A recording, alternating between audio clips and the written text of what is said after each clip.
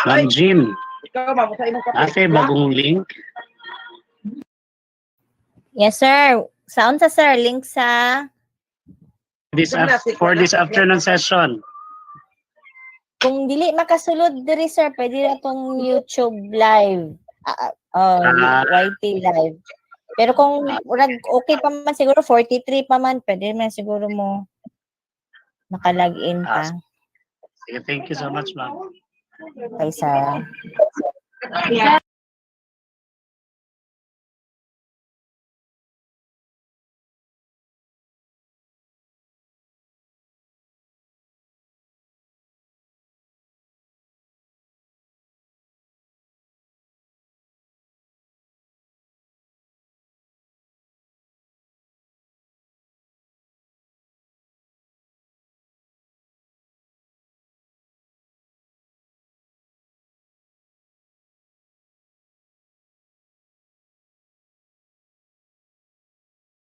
Tangan mo dagi.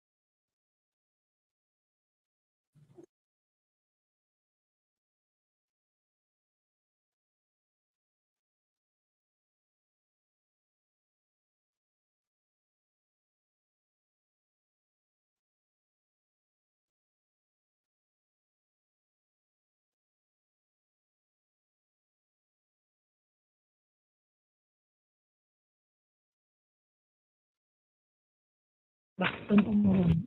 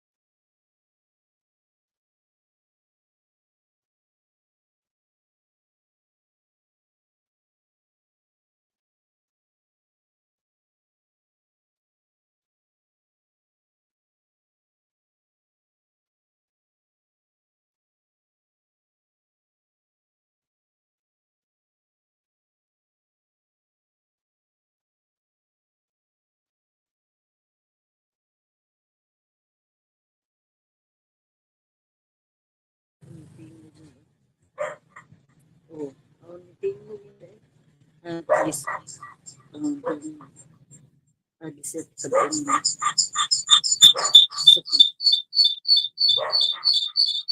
Grabe ko nila sa Uy.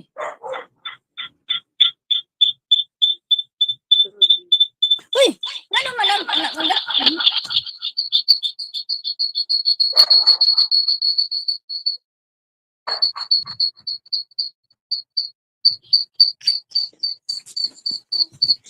Ano yun?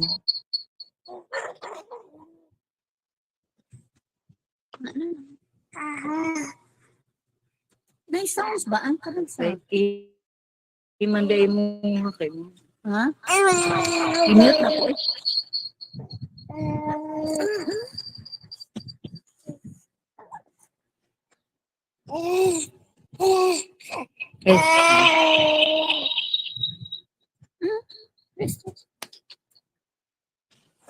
Jimmy.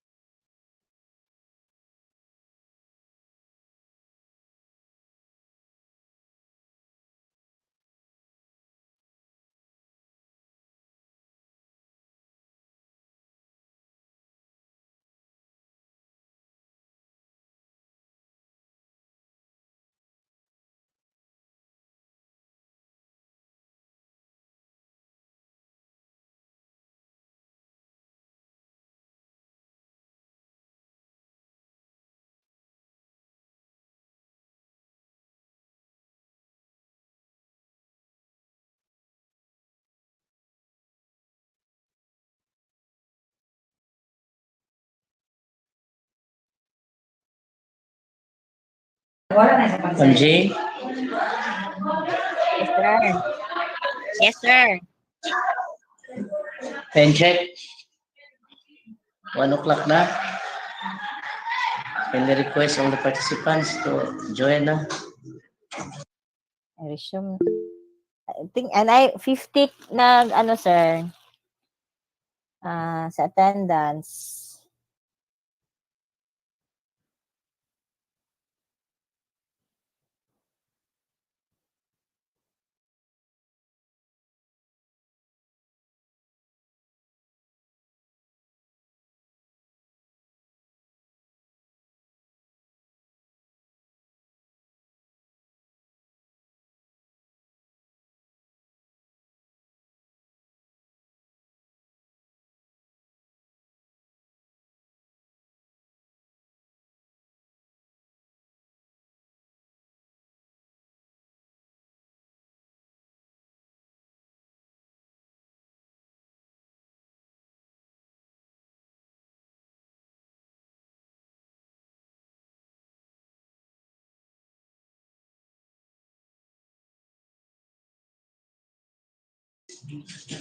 Sige na, let us resume.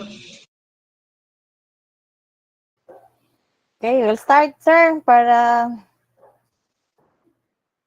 wala naman siguro to kang, sir, ano, no?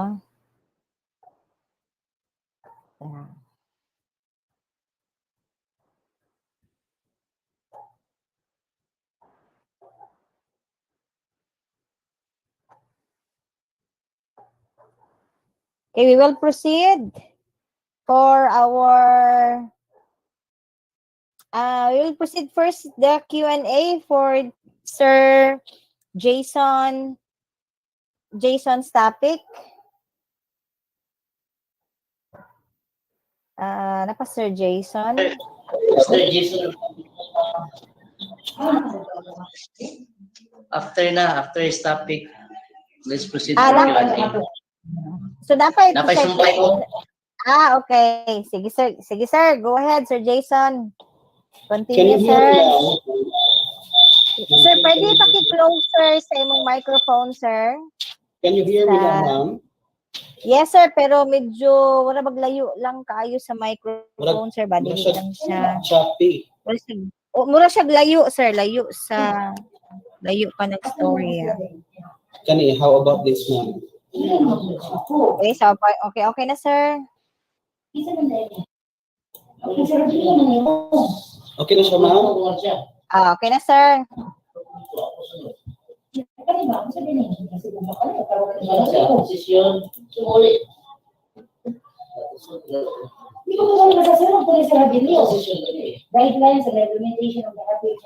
Am I presenting now, ma'am? Yes, sir. Okay. Good afternoon, everyone. Teachers, good afternoon. Good afternoon. Good afternoon sa 57 katao na akaron. Good afternoon, sir. Okay, good afternoon. So let's continue our topic for this session, session 4.2, which is introduction of the tools for RPMS.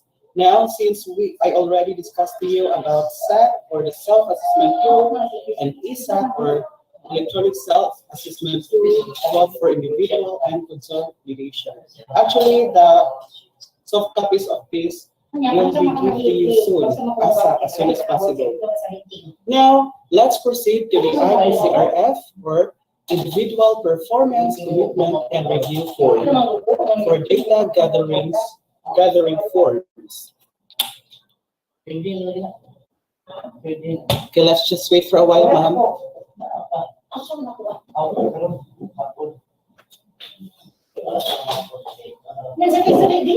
Okay, now let's continue.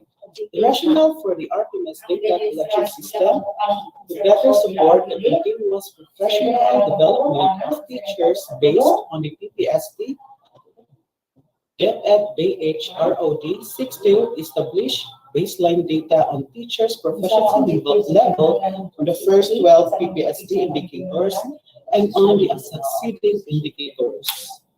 Now, all public schools need to submit data consolidated from teachers' individual performance commitment review forms or IPCRF for each rating period. And there's a need to establish a system that will enable collection and submission of RPMS data across governance levels. Now, here is the flow chart of IPCRF accomplishment, submission, and consolidation in the school level. So, ears on me and eyes on me as I will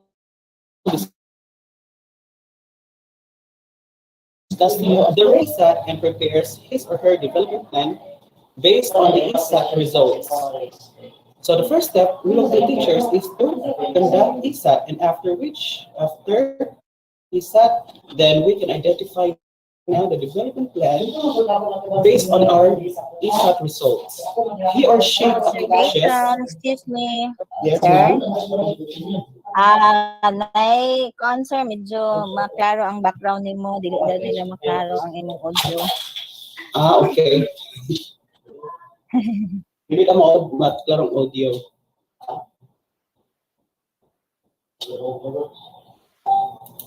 How about this, ma'am?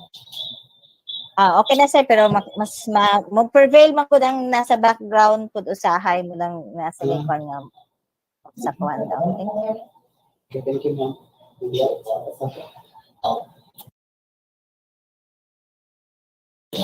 Okay, now, again, let's continue. So prior to phase 1, again, the ratee accomplishes the ESAT and prepares his or her DP based on the ESAT results. So the first step we will do teachers is to take the ESAT, and after which we can identify now the development plan based on that result. He or she accomplishes the part 4 of the IPCRF. Now, according to this slide,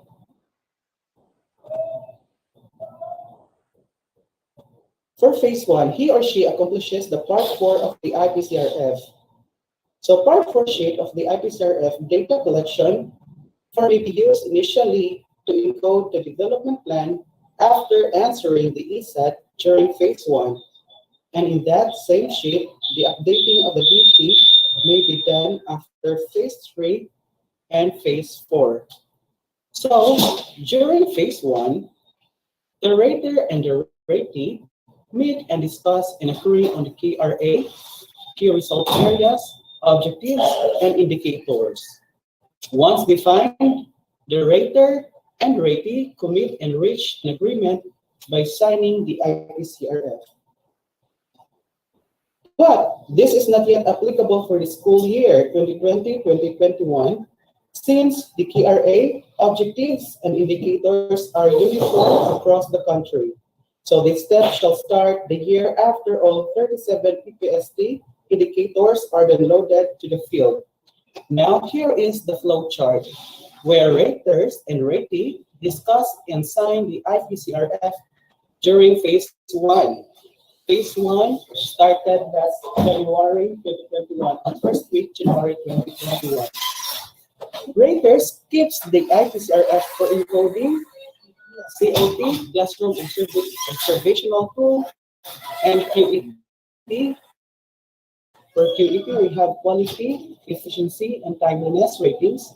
During phase 3, rater accomplishes encoding sheet and encodes COT and QET ratings during phase 3. Now, the rater finalizes part 1 and gives the file copy to ratee for the accomplishment of parts 2 and 4. Then the ratee accomplishes part 2 in the encoding tab and the development plan in the part 4 tab. He or she prints all the parts of the IPCRF. Then the ratee submits the file copy of the IPCRF to the department head or school head. Then the rater and ratee discuss and sign the printout of the IPCRF during phase 3 to 4. The rater consolidates the IPCRF file copy of the teachers using the IPCRF data consolidation form, while the ratee submits the printout of the IPCRF parts 1 to 4 to the Personnel Division for Safekeeping. So, here are the rules and responsibilities at each governance level.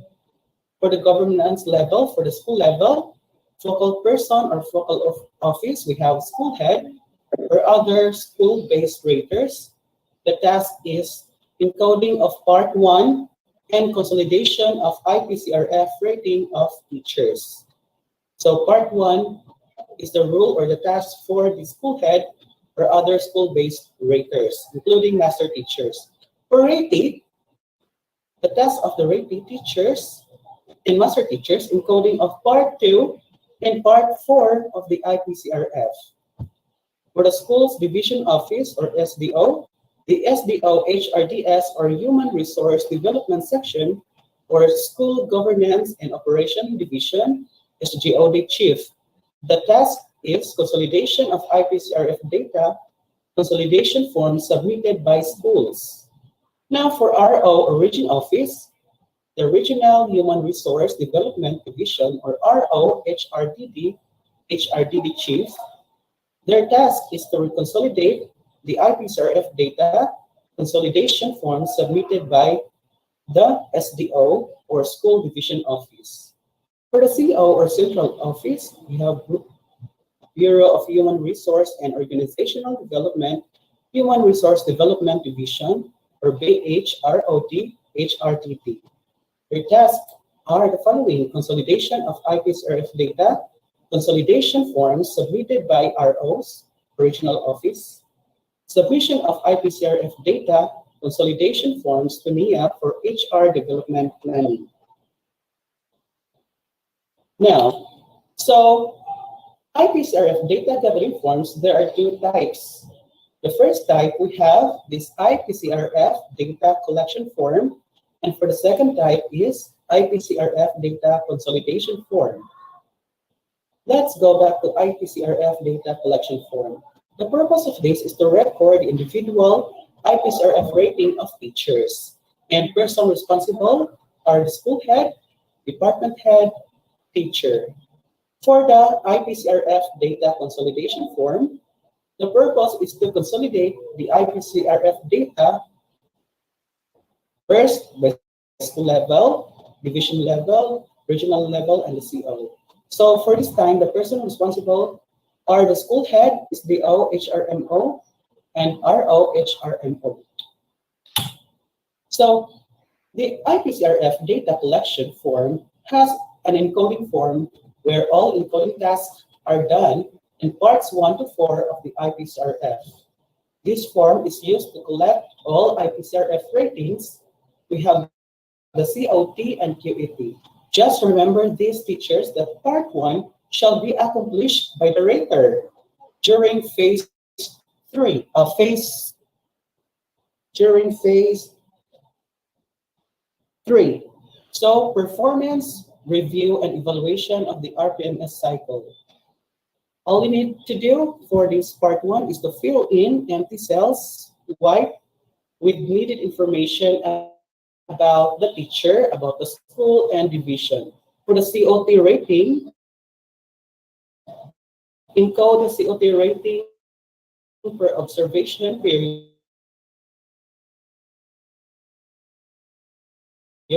by doing the rating per objective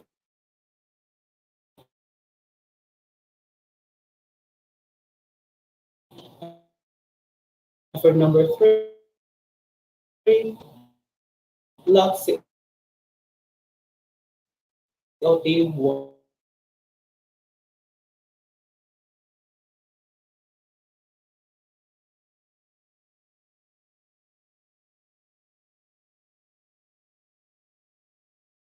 Once finished.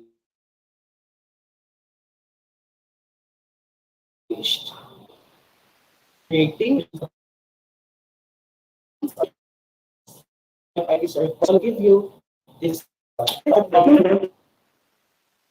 data form. Have this is now the encoding form in which you can encode the following information like name of employer, position, and so on. We also have this part 1. The part 1, we have the individual performance commitment review, IPCRF for teachers 1 to 3, to be filled out during planning. As you can see, we can see the KRA or key result area for KRA1, content, knowledge, and pedagogy, and you will write all the three the objectives, and also the timeline and weighted per KRA. The weighted per KRA, we have 2.5%. For QET, we can see here quality and also the performance indicators and its descriptions. So next, for the part 2, we have the competencies. This is for core behavioral competencies. We can see now the self-management, professionalism and ethics, teamwork, service orientation. This is for part 2. And for part 3, we can see the summary of ratings for discussion. Actually, this sample is from previous school years, and I think that our next speakers will tell us these numerical ratings QET in times of pandemic, because I think all of this QET is not applicable for some of these rating scale or numerical rating is not applicable to other objectives. So the next speakers will discuss about this part 3. And for part 4, we have these development plans. We can see now the strengths, development needs, the action plan, the learning objectives, and we have this intervention. We can also see the timeline and resources needed. So these are the parts of the IPCRF data collection form for teachers. Now, let's proceed to the IPCRF data consolidation form. So the IPCRF data consolidation form is intended to consolidate teachers' IPCRF rating collection forms.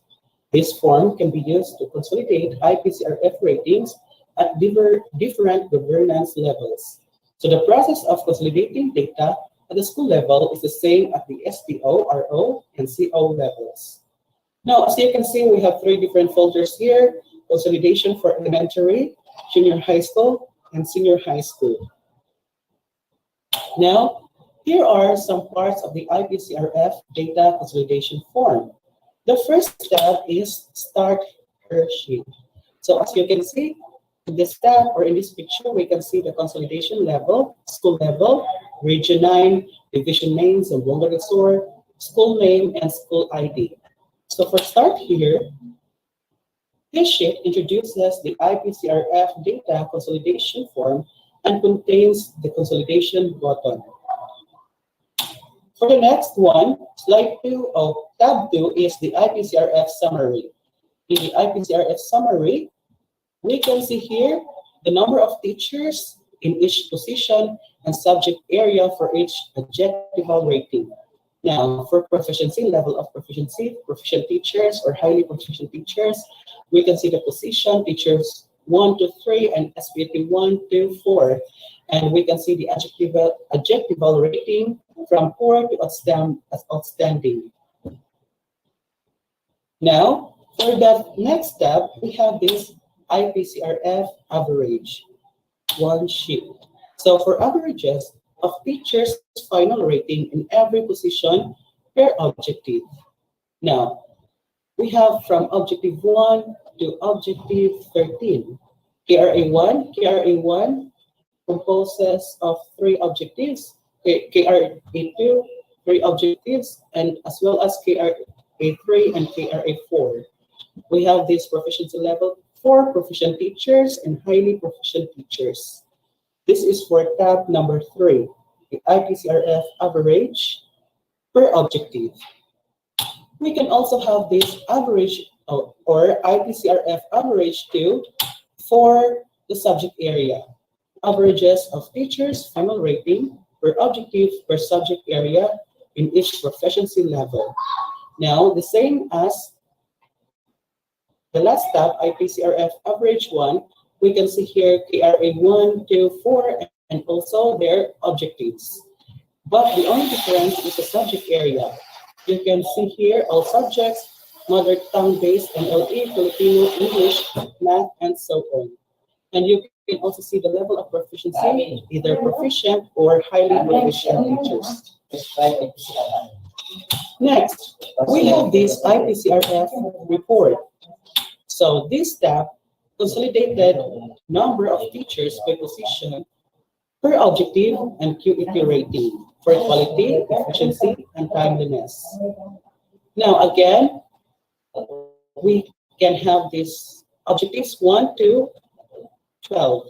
So the positions, we have teacher 1, teacher 2, and so on.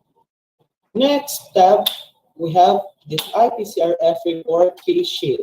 Or this is the sheet for the proficient teachers. We have the total number of proficient teachers per QET rating by subject area in every objective.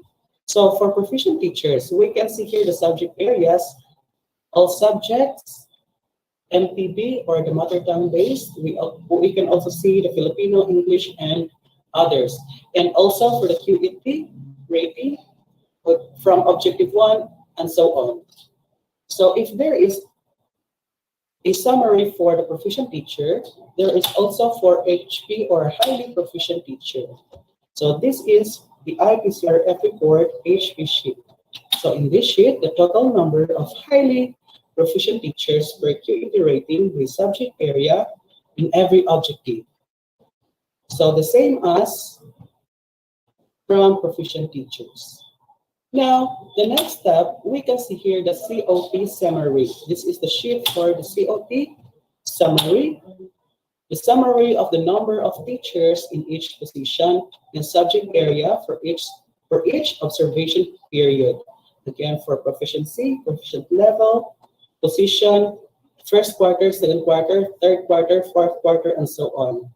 Now, in this pandemic, we can only have 2 COT, and it will be discussed by the next speakers.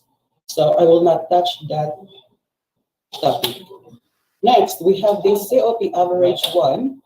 So for averages of teacher COT rating in every position per observation period per objective. As you can see, we have 2 levels of proficiency, the proficient and highly proficient.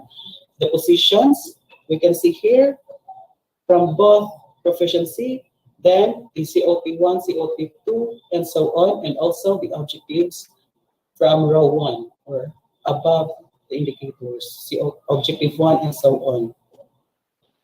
And for the next tab, we have the COT average 2.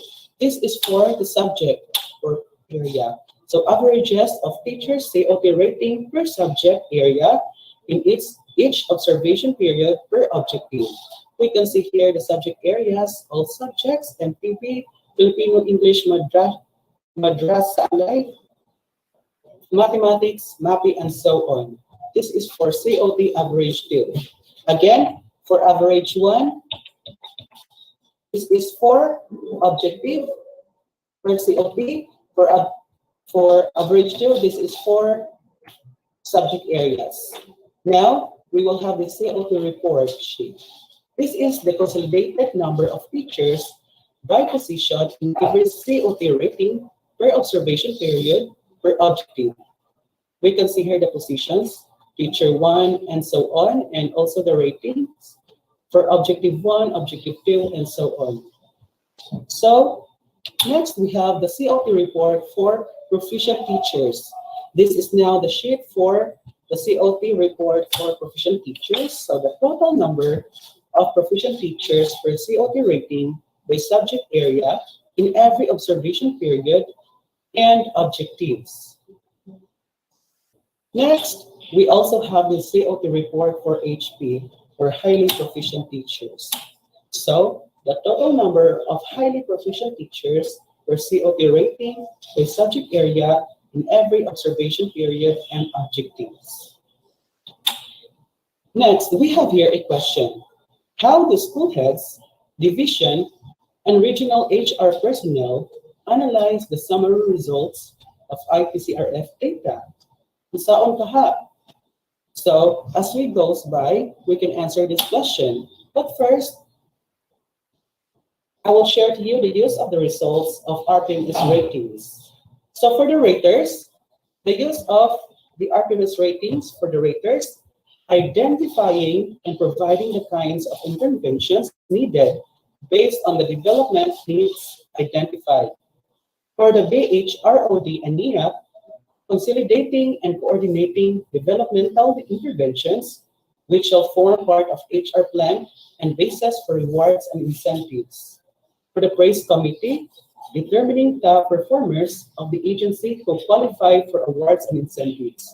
And for the last one, we have PMT or Performance Management Team, identifying potential praise awards nominees for various awards categories. For example, include Bayan Awards and Metrobank Awards. Now, how can school head, HR, and the organization utilize the consolidated RPMS data? Now, for the school level, here are some guiding questions per school level.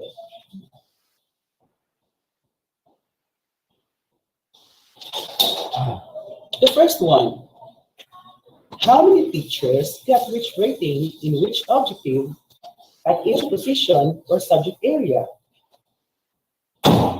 So how can you answer this one? This is just a guided question. Through the consolidated IPCRF, we can identify the number of teachers get which rating per object in objective in each position or subject area. So that is why the consolidated RPMS IPCRF is important. The next question is, which objectives should be considered as learning and development priorities based on the school-wide consolidated IPCRF data? For example, we have the final rating and their rating per quality, efficiency, and timeliness. So, this question number 2, which objective should be considered? Maybe the answer should be the list of all the objectives. The list rank of all the objectives is to consider to develop for teachers' performance. For number 3, what LND or learning and development activities and programs can be developed to immediately address the needs of teachers? And for the last one, how can the school head improve his or her instructional supervision plan mechanism to support his or her teachers? This involves now school management. Now, for the SDO, RO, and CO levels, here are the guiding questions. Which objectives should be considered as learning and development priorities based on the division and region-wide consolidated data? So that is why from school we need to consolidate the IPCRF so that it can easily be identified from SDO and RO levels. And it can be identified in of which objective or objectives that the teachers rank from the least to highest. So the second question, what interventions can be provided to schools to support and improve the teachers in terms of content and pedagogy, the art of teaching of the teachers, curriculum delivery? This includes also teaching strategies and coaching and mentoring. Now, here is the chart for these 3. The first one, we have the RPMS data. Through RPMS data, we can identify the strengths and also the priority for development. For L&D or learning and development, needs analysis, intervention, and delivery. And for PD or professional development, this includes professional development activities and rewards and incentives. Now, look at this data. Suppose you have the following data from IPCRF 2020-2021. This is the consolidated teachers IPCRF rating averages by position and proficiency. So as you can see in this data, for teachers, this is just a sample. We can see KRA, KRA1, and so on, to KRA4, objectives 1 to 13. We can see here, teacher 1, this is their points, then the rank, teacher 2, rank, teacher 3, rank. And also, this is now the result for proficient teachers. As you can see, we can identify that objective 6 is the lowest rank among these objectives. Now, in Objective 6, just wait for a while, I will read to you the content for this Objective 6.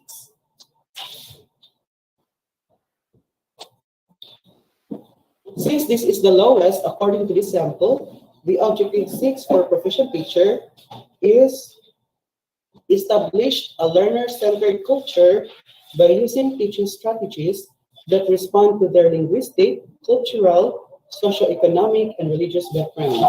So this is now the lowest among of the objectives from teachers 1 to 3. And for highly proficient teachers, the master teachers 1 to 4.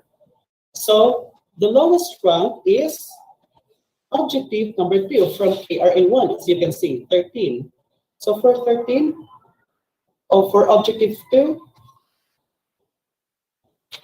for master teachers or highly proficient teachers, this is now the lowest score.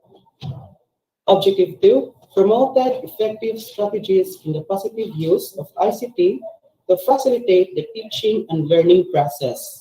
So now the question is, how do you analyze and interpret the results?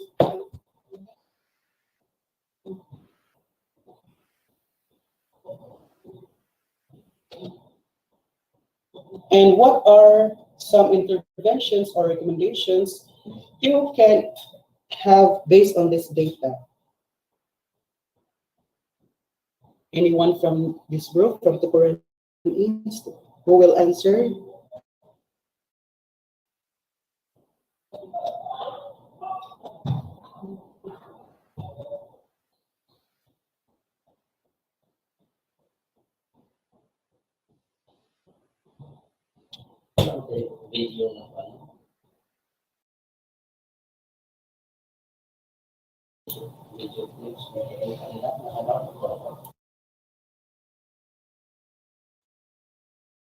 Anyone from the group? Nagaway mga idea, ma'am, answer. Okay, napagtungkuan. Just tell me if I will continue with this.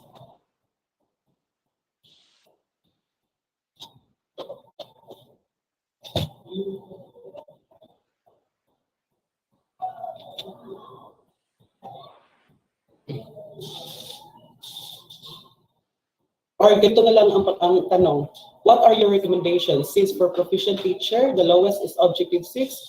It involves, again for objective 6, it involves learner-centered culture by using teaching strategies that respond to their linguistic, cultural, socioeconomic, and religious backgrounds. So in short, it involves a cultural heritage of the learners. For highly proficient teachers, the lowest rank is objective 2, in which it is through using of ICT. What are your recommendations out of this data, ma'am and sir?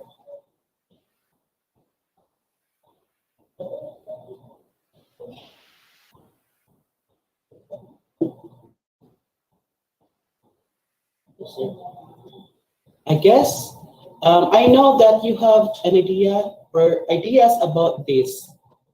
So for this time, let's continue. So any questions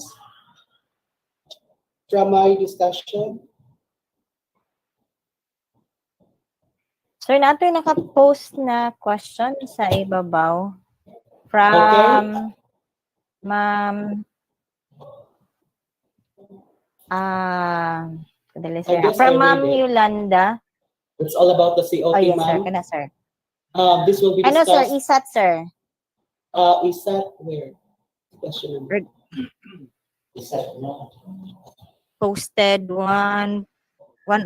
Regarding sa ISAT, is it kuan ba daw ang old version gihapon ang gamiton or Dili, ma'am, nailain ka nga? I cannot compare it to the last year since I was employed last August, ma'am. So but I have a copy about ISAT now, ma'am. I will give it to survey.co.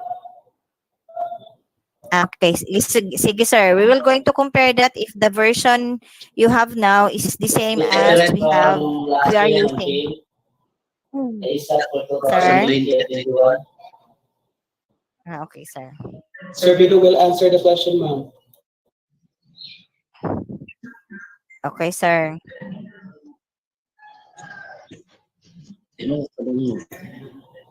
Napay kayo tamangan.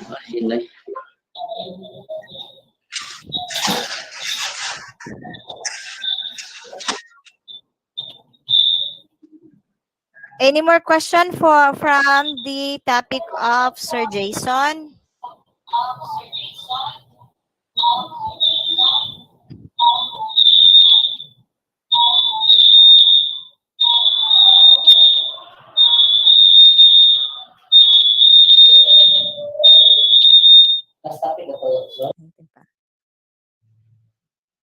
Jane, let's proceed to Q&A.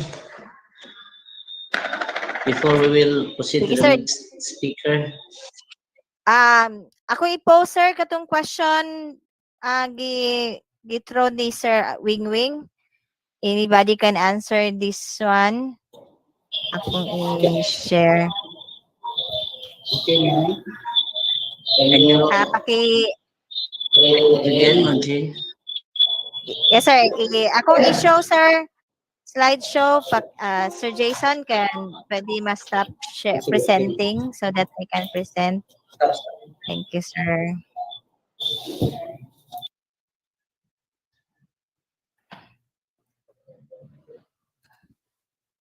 Question and answer. Okay, kani. First question is Sir Wing Wing. Do we have standard operating procedures with IPCRF not religiously achieved by a teacher due to a lot of ancillary activities? How will raters deal with this issue? Sir Bido or Ma'am Juliesa?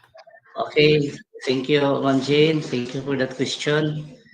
So, in filling up the IPCRF, we have the guidelines to be followed. So, before we will give the ratings of the teacher, we will base the MOVs and their materials as our basis in giving ratings. So, if we will focus, this question refers to the previous IPCRF, okay, because of this pandemic. I think humana man to siya, then we submitted that one. So we don't have any standard operating procedures if the teacher is not religiously doing their job. So focus lagi ta sa to ang guidelines in filling up this IPCRF. Sir Bido, sir. Yes, sir. Okay. Sir, ako question magod, sir, with regards to the IPCR. Say, for example, sir, because you're talking about the COT. So when once Yes, we comply with the COT, it must be that there are people involved face to face. Say, for example, things are uncertain at this point of time. What if face-to-face will not still be allowed or permitted during that time? So that is my question. How will COT be integrated in that manner? Since we don't have face-to-face classroom observation. Yes, sir. We understand your question. So that question will be answered after the discussion of Ma'am Lisa Escobar. Murag advance na kaayo ang question, no? Siya. Ano siya, sila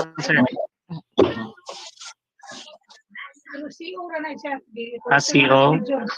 CO. Lagi. COT. Class observation. Continuation, anak. Wala siya changes karon sa new RPMS school year 2020-2021. Sige, wait lang ta sa discussion of Question. Yes, sir. Julwin. Yes, sir. Kana bang classroom observation, whether it is classroom observation or classroom observation tool, are you insinuating that the raters will observe the teachers, especially now that we are in a pandemic, we do not have face-to-face. We are having the modular type of distance learning.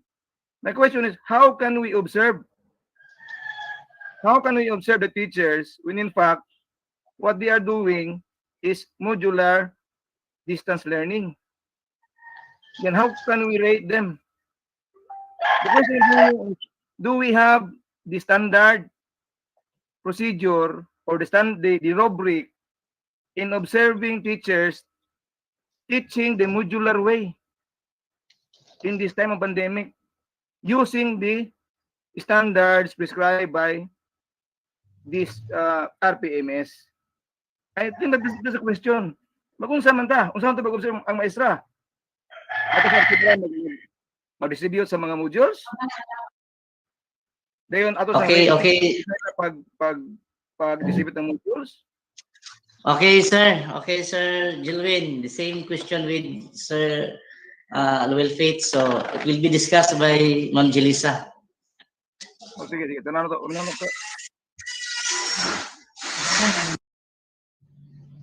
Ma'am Jane, proceed to the next speaker. Kaya murag advance makaini sila. Oy, mga kuan. Advance na isip, sir. Kita matag sa ano ba? One day rin eh. Okay.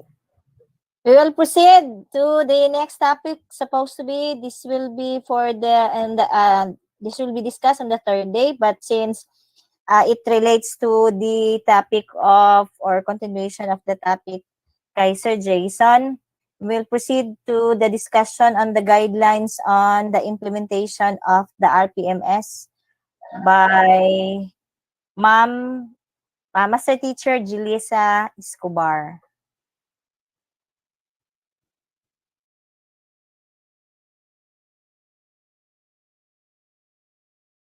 Ma'am.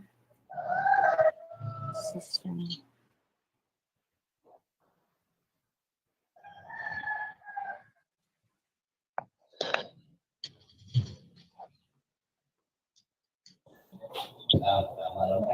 Hello, good afternoon. Yes, ma'am. Ako na, Jen. Yes, ma'am. Ikaw daw una, ma'am. Pasok na ako. Yes, sir. Yes, ma'am. Kana, ma'am. Okay na. Presenting na, ma'am. Okay. Okay, ma'am. Ito na, ma'am. Is it Noel Planteras? Can you switch on the mic, please? Kids on the mic. Kangkwan Okay na ba, Jen? Planteras. Yes, ma'am. Okay na. Pag naalay nagsapaw nga audio. Sige, ma'am. Okay, good afternoon, everyone. Hay, mapagbaan pa mga question ninyo. Okay, this morning, this afternoon, tomorrow, my topic is on the results-based performance management system orientation for school year 2020-2021. So, yung kanina, parang ano lang, nalilito tayo dahil yung napag-usapan ko kanina, yon ay RPMS school year 2019-2020 or backwards. Yun ang ginamit natin. No? Walang nagbago, merong nagbago dahil sa new normal. So kung ano ang nakikita natin doon sa RPCRF nung una, makikita din natin ngayon sa 2020-2021. May nagbago lang ng konti. Okay. So ang ating school year from June nagiging October, na so maunay kalibugan sa uban. So magbabago din ang RPMS cycle. So this is now the RPMS in the new normal. Ayan. Ito po ang guidelines in the implementation of the results-based performance management system, the RPMS, for the school year 2020-2021. Okay, and its purpose is to provide comprehensive guidelines to all DepEd schools in the implementation of the school year 2020-2021 RPMS in the time of COVID-19. Another purpose is to present the tools, protocols, and timeliness in the implementation of RPMS as anchored on the Basic Education Learning Continuity Plan, the BELCP of the department, and aligned with the delivery of instruction through the learning delivery modalities, the LDMs, appropriate in the context of local conditions and consistent with the COVID-19 guidelines and regulations. Okay. Yan.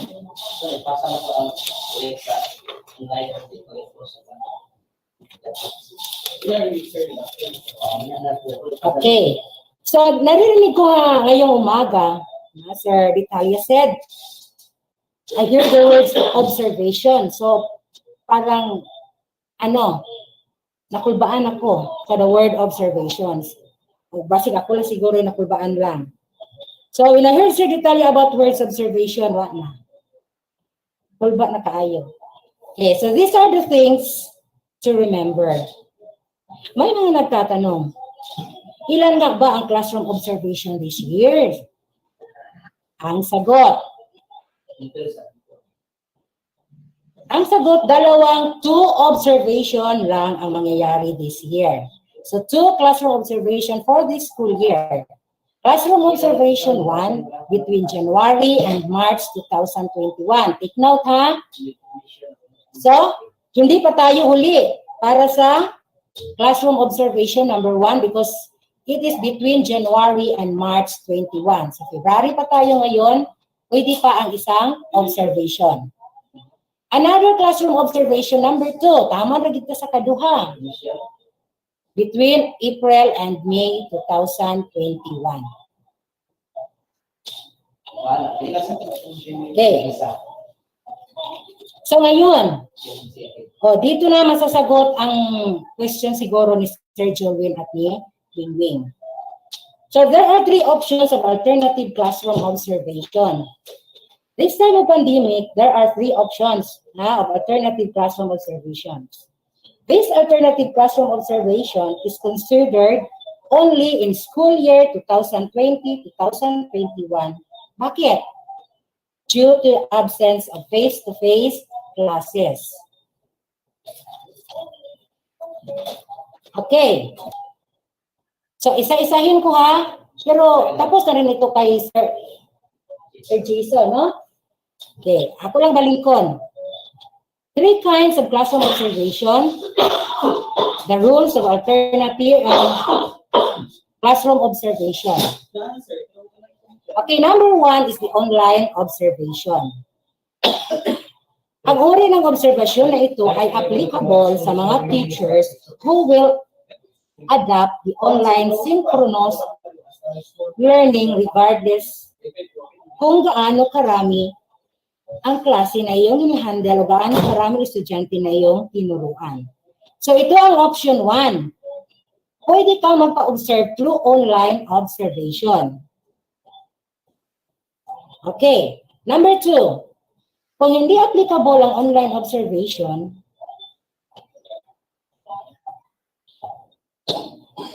kung hindi ka applicable sa online observation, dito ka sa number 2 option, observation of a video lesson. Okay. This observation of the video of a lesson video, ang pangalawang option na ito ay ating pipiliin kung hindi applicable ang unang option. So, ang observation of a lesson video ay applicable sa mga teacher who will adapt the asynchronous learning in any of their classes na hindi live na online na pagtuturo. So, basically, ito yung mga teachers na gumagamit ng learning management system like Google Classroom, Models, Edmodo, or Facebook social learning groups at iba pa. Ang video lessons na ating gagamitin para obserbahan ang dapat sa teacher-made at hindi dapat yung video lesson na ginagamit sa TV-based instruction. So tayo talaga ang gumagawa ng ating lesson dito sa video lesson. So ang mga lesson sa video rin ay gagamitin sa observation na ito ay dapat bahagi ng ating lesson delivery bilang isang supplemental learning material. So sa paghahanda ng video lessons, dapat nating tandaan na ang contents nito ay dapat nakalinya sa most essential learning competency. O di naman kaya ay nakabatay sa self-learning modules. So ayon sa DepEd memo na ito, maaari tayong gumamit ng kahit anong recording device sa pagre-record ng ating video habang tayo ay nagtuturo. So maaari natin itong i-upload sa cloud storage tulad ng Google Drive, hard disk drive, o flash drive. O ating ginamit na learning management system katulad ng Google Classroom. So, naintindihan na ang kaibahan ng online observation and observation of a video lesson. And number 3, the last option is the observation of a demonstration teaching via learning action cell. So, maaari natin i-consider ang option na ito kung ang unang dalawang options are not applicable. So, if ang number 1 at number 2 are not applicable, so we can use the number 3 option. Lalo na, ang mga klase na ating hawak ay under ng pure modular distance learning or television, video, at radio-based instruction. So, pili lang. Asa pasok ha? So, technically, for this option, we will be doing a demonstration teaching in front of our colleagues. So, magkakaroon tayo ng action cell and demonstration with our colleagues. Walang bata. Okay. Ito. Halimbawa, in observation number 1, meron kang online observation, nagpa-observe ka through online observation. Pagdating ng observation number 2, gusto ka namang mag-action cell. Pwede ba yan? Pwede ka ba mag-observe, mag-demonstrate through via action cell? Pwede ba yan? Hindi. So, kung ano na ang ginamit mo sa observation 1, yan na rin ang gagamitin mo sa observation 2. Oh. So, sabi nga raman dahil ito observer kulang. Okay. So, naintindihan ba? Ang tatlong classroom options of classroom observations. So, ulitin ko ha. Sa taong ito, for school year 2020-2021, dalawa lang ang observation ang need natin. Then, ito ang tatlong options kung paano tayo maobserbahan ni raters. Okay. So, dito, yung tanong ni Wing Wing kanina, yung ano yun, Wing? Yung, dito ko na lang ha, isagutin or masagot ba kaya? Yung commitment natin last school year 2019-2020, tama ba ako, Wing? Ano na ang mangyari doon dahil tayo ay nasa new normal na? Okay. Ang mangyari sa ating commitment noong 2019-2020 ay yun na yun. Committed na tayo doon. So, ang nangyari kasi dito sa new normal, may mga MOVs na ginawa natin noong 2020 na hindi na pwede gamitin sa 2020-2021.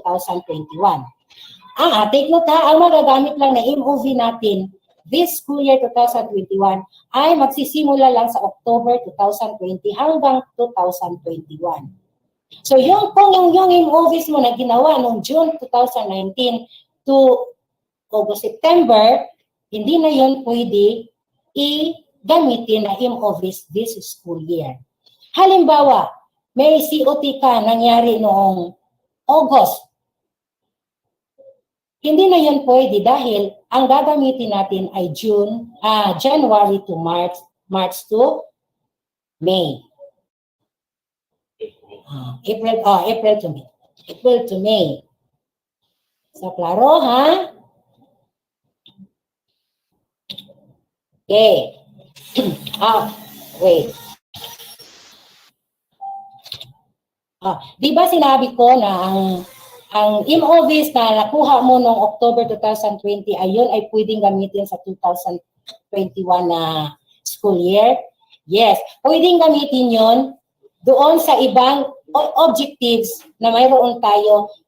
Di ba meron tayong 11 objectives or 11 indicators? Yung sinabi na sa ibang facilitator. So doon natin magagamit yung MOVs from October 2020 to 2021. Pero yung MOVs na COT, ngayon lang, January to May, ang gagamitin natin.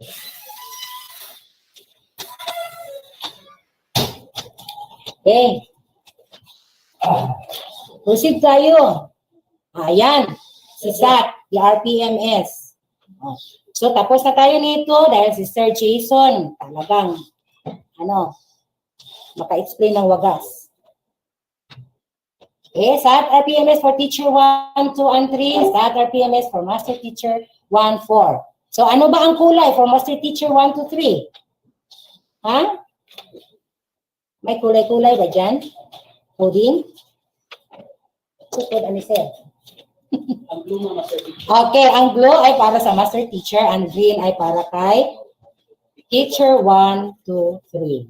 Okay. Okay, now, here's the ESAT. Okay, tapos na tayo. Next slide. Okay, that one. ESAT again.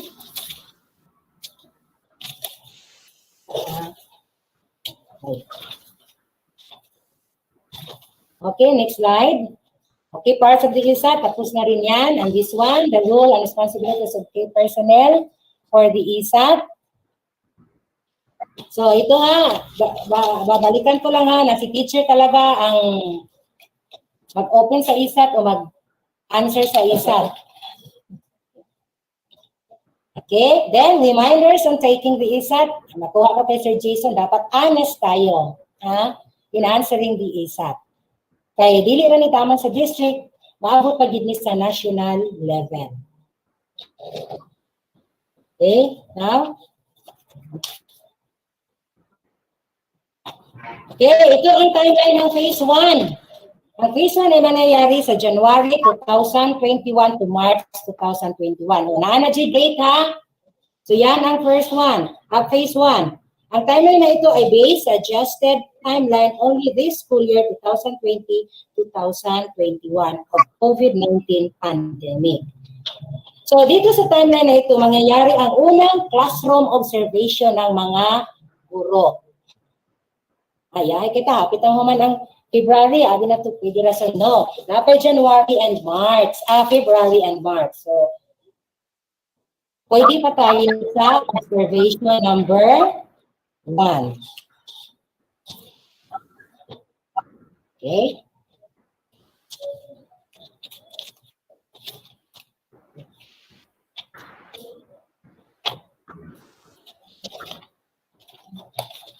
Okay.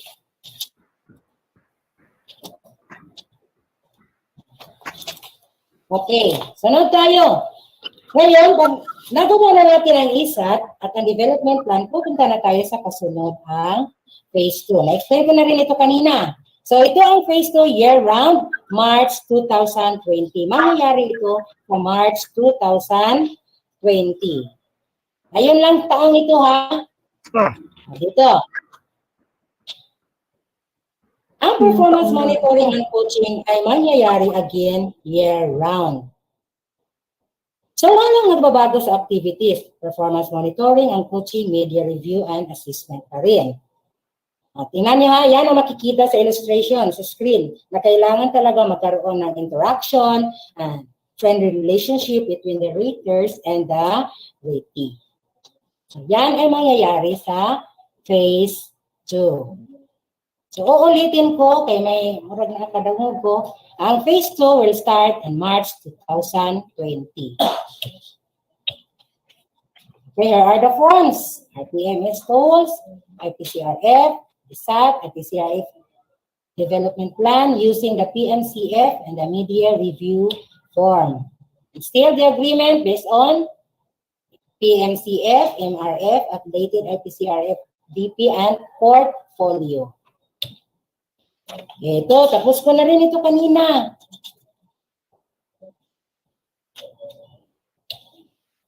Okay, this one, the PMCF. This one is for the master, the rater, especially the master teacher. Okay, kaya murag. Ano na ito? Mention dyan diri ang master teacher daw. We'll do this one. So anyway, may face-to-face tayo tomorrow. Ito. So ito na. So sana maunawaan natin ang phase 2, ha? A year run at mayroon tayong checkpoint sa gitna. That is the mid-year review. Ano itong checkpoint? That's a mid-year review. May review tayo in a mid-year para sa final review na mangyayari at the end of the school year. So ito, dapat ang portfolio natin ay ready na para sa end of the school year. No, hinahinay lang. So again, there are 2 RPMS tools for teacher performance assessment instrument. Ito, narinig ko na rin ito kanina, so hindi ko na lang ito babanggitin ulit. So this one is our new RPMS tools. No? Ito na ang gagamitin natin ang this year 2020-2021. Yung ipinakita ko kanina ay last school year pa yun. So still the green and the blue. Ano ba ang kaibahan? Okay, here. Take note. Ratees and raters must use this version of the RPMS tool for school year 2020-2021, which states RPMS tools in time of COVID-19. So naagid sa ibabaw makita in the time of COVID-19, school year 2020-2021. So basi makalimot ta ang daan nga form ato magamit, mag-usab na pagtaog imo. So mao na gini ha, tanawon jud din ang ibabaw kung naabay COVID-19.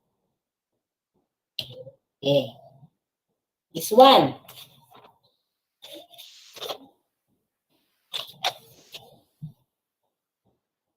Okay, ito po yung 11 RPMS objective for school year 2020-2021. So, babasahin ko ba ito ulit? Dahil tapos na ito kanina. So these are the 11 RPMS objectives for school year 2020-2021. Actually, there are 12 RPMS objectives for school year 2020-2021. Ano ba ang 12? Yun ay hindi kasi maka-answer, nakalimot ko. Plus factor. Okay? Okay, so ito, objective 1 to 4 for proficient and for highly proficient teachers. Look at this, basahan ako ha. Number 1, applied knowledge of content within and across curriculum teaching areas. For proficient teachers, for master teachers, model effective application of content knowledge within and across curriculum teaching areas. So, pari-parihas lang, no? Pero sa proficient teachers, applied. Dating sa master teachers, model. So, taas-taas lang ng kunti ang master teacher. Okay. So, dito, may mga naka-highlights yung objective 1 and objective 3. Yung dalawang objective na yan ay familiar na sa mga guro. Basahin ko ha, applied knowledge of content within and across curriculum teaching areas. The number 3, applied a range of teaching strategies to develop critical and creative thinking as well as other higher order thinking skills. Okay. So sabi ko, yung dalawang objectives na yan ay familiar sa mga guro kasi ang objectives 1 and 2 ay nakikita o nagagamit na natin yan last school year. Okay. Ito. Naka-highlight din ang number 7. So ito ang nakikita din natin last school year.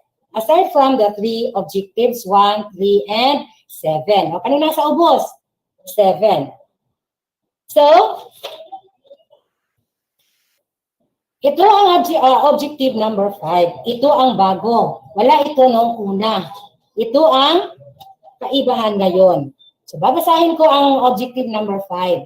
Plan and deliver teaching strategies that are responsive to the special educational needs of learners in difficult circumstances, including geographic isolation, chronic illness, okay, yan na, displacement due to armed conflict, urban resettlement of disasters, child abuse, and child labor practices. So dito na pasok si COVID-19. So this objective is specially selected for this school year as learners and the people across the globe in general have been affected by the COVID-19 pandemic. So the way teachers adjust and modify the teaching and learning delivery is captured in this year's RPMS. Okay. So, tama na ito sa 7, na ito sa 8, 9, 10, 11. Objectives. So, ano nga, objective niya po niya sa proficient teachers and highly proficient teachers. By the way, asa rin natin ni makita ng mga objectives? Kasi malibog ta ba? Kasi rin na natin yung matanaw. Okay, makikita natin yan sa RPMS tools natin sa IPCRF. Okay.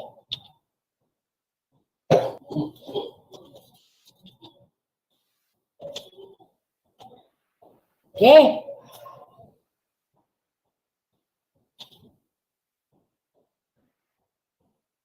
Okay, ngayon, nalaman na natin ang ating mga objectives, no? Na hanggang 11 lang tayo, hanggang 12. Ang 12 ay class factor.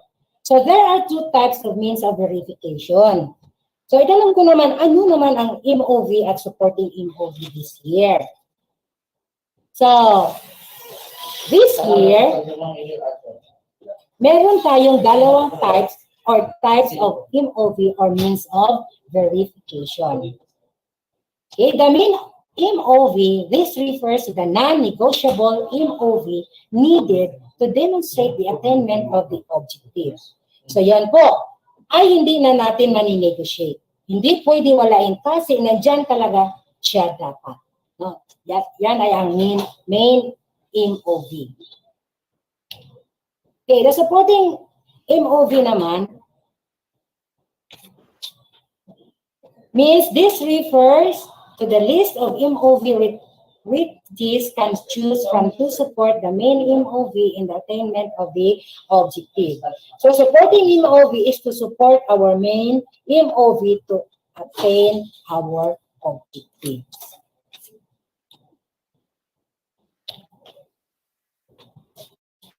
Okay, another take note. For RPMS school year 2020-2021, only objective 11. O, i-take note niyo dyan para mabasa ninyo pag-abot ha sa balay. Diyan sa ning, ilan ako balik ko basa ang objective 11. For both RPMS tools as main MOV and supporting MOV. So, ang ko ng main of MOV and supporting MOV, naada ni dito ra daw ni magamit sa objective 11. Okay. This one.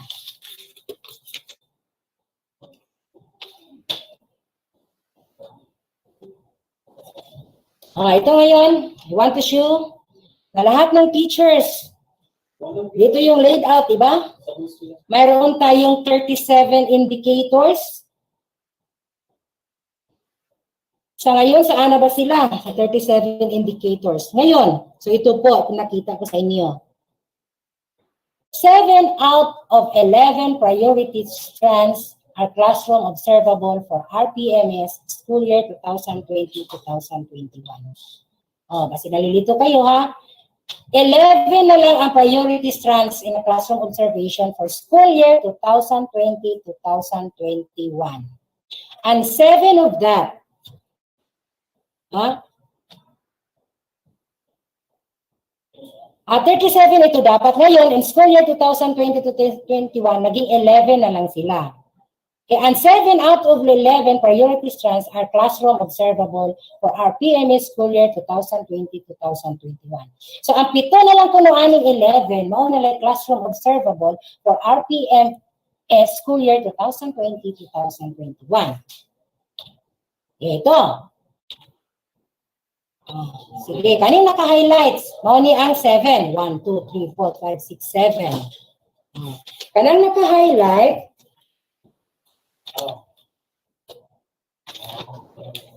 yan ang 7. Classroom observable for RPMS school year 2020-2021. 1, 2, 3, 4, 5, 6, 7. Okay.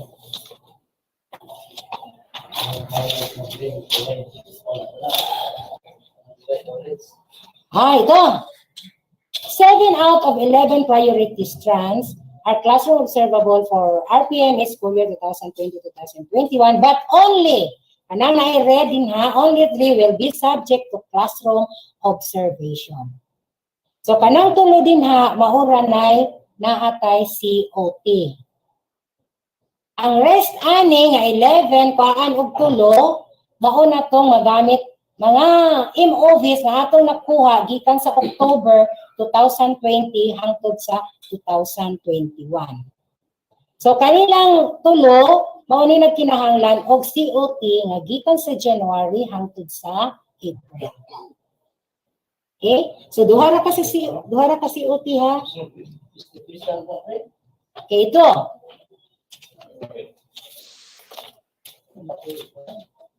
Ito po yung mga objectives. The first objective po ito po yung applied knowledge of content within and across curriculum teaching areas. So ang means of verification, take note ha, so ang means of verification, classroom observation tool. Nagid ha, classroom observation tool, the rating sheet or inter-observer agreement form. From, ito na ang 3 options na gagamitin natin kung paano tayo inobserbahan. An online observation. If online observation is not available, mapunta sa number 2.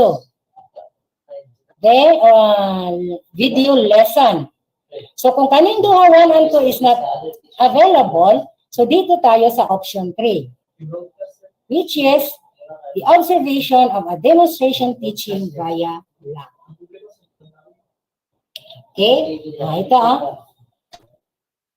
Yan ang means of verification. So para hindi nahihirapan si Rate mag-rate, mayroon tayong i-provide na rubric kung paano natin i-rate kung 3 ba, 4 ba, 5 or 6, 7 ba ang ating i-rate. Ito na yung classroom observation tool. Ito yung rubric na ibibigay natin para si rater ay hindi na mahihirapan mag-rate. Okay, so ito ang rate, classroom observation tool.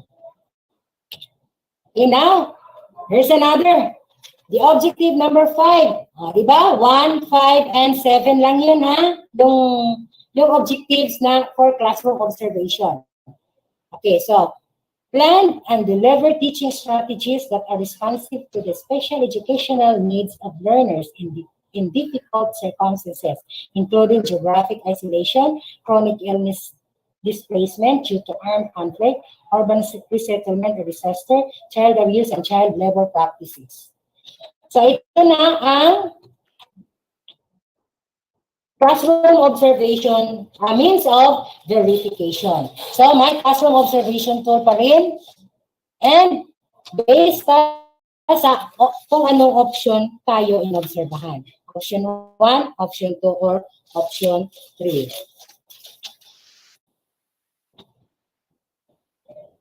Okay. So ito po ang classroom observation tool natin. Para hindi tayo mahirapan kung ano ba ang rate ni teacher? Teacher 1, 3 ba, 4 ba, 5 ba, 6, 7, or 8? Ipoprovide namin yan sa inyo, master teacher and school heads. So ito, objective 7. Select, develop, organize, and use appropriate teaching and learning resources, including ICT, to address learning goals. So ito na ang means of verification, still classroom, observation tool, or the COT. Then, using what options do you like? 1, 2, and 3. So ito rin ang classroom observation tool.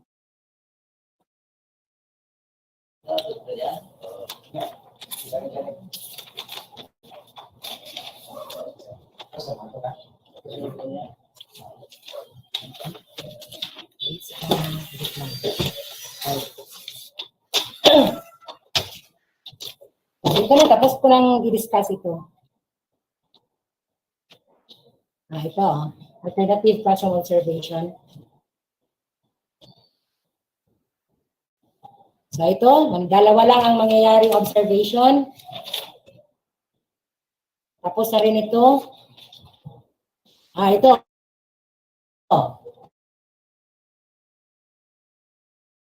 What is the role of the supervisors in the classroom observation process?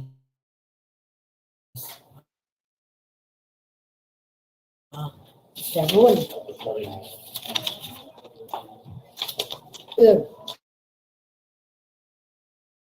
Dito sa RPMS PPST. So, babasahin ko ha. What is the role of the supervisor source in the classroom observation process? The supervisor, example, is DS, EPS, may use the COT RPMS rubrics and observe teachers. Their feedback may be used to provide technical assistance to the school head of the observed teacher. However, their ratings will not form part of the teacher's RPMS rating and portfolio. Yan ha, their ratings will not be formed part of the teacher's RPMS rating and portfolio. So their feedback may be used to provide technical assistance only. Okay, so this based on the Order 2 series of 2015, only the master teacher, head teacher, and school head can rate the teacher. Ulit ha, only the master teacher, head teacher, and school head can rate the teacher. Okay, ito. Classroom observable objectives with COT. So, pila to kabuo? Classroom observable objective with COT? Pila to ka-objective na na COT?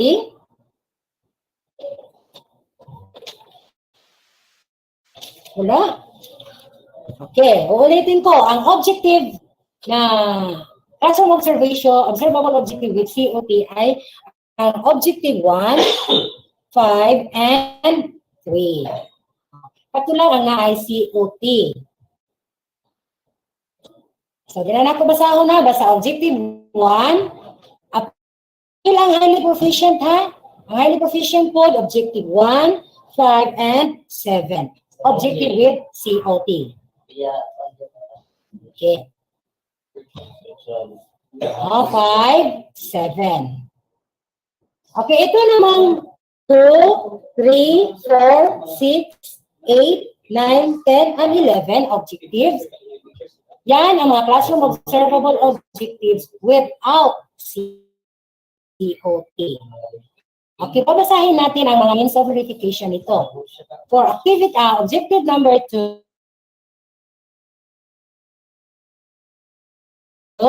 without COT, any supplementary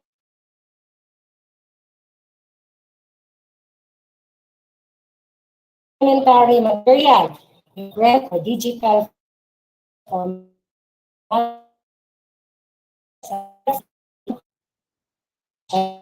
chips,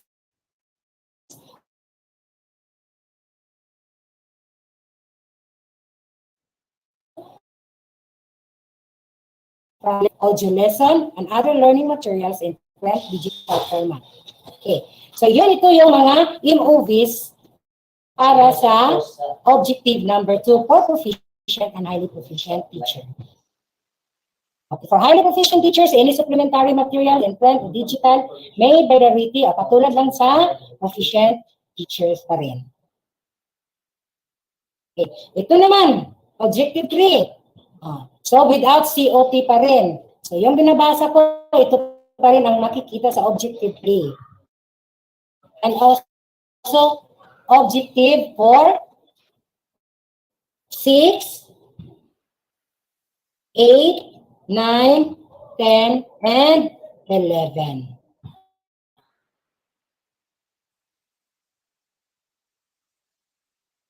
Plus factor. So sa plus factor, ito ang means of verification for proficient teachers. Committee involvement or proficient teacher, advisorship of co-curricular activities,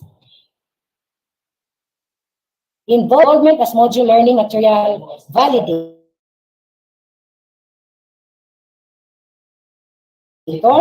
participation in the RO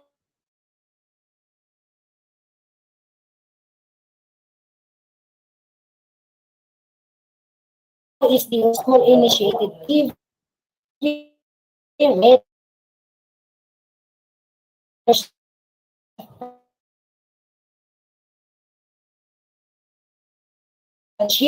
coaching,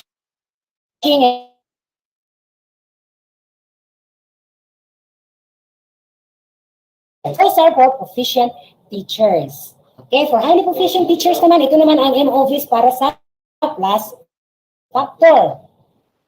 Proof that the teachers serve as OIC in the absence of the principal and conference.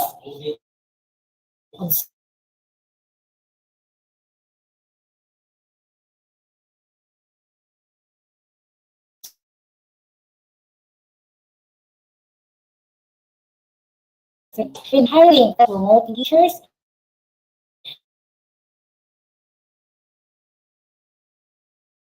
serve as advisor to cook deliver. Then also in the RO institution, then serve as model learning material.